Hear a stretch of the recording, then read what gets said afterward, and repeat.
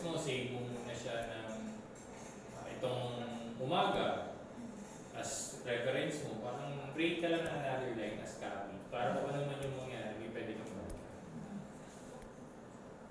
Pero may control Z for ano ha. So, pwede kang mag-copy and create. So, I think madali naman siyang i-navigate. Punta na tayo yan sa mga formula para mas maintindihan ninyo ano yung mga basic na niya.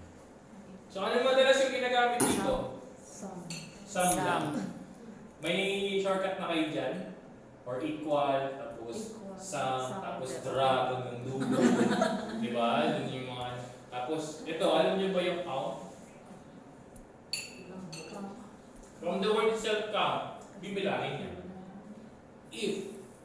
Pag if, ano? Condition yan. Count if. Count based on Count, condition. tapos condition. Sum if. Yan na. Sum based on condition. Base condition, tapos isang mo pa.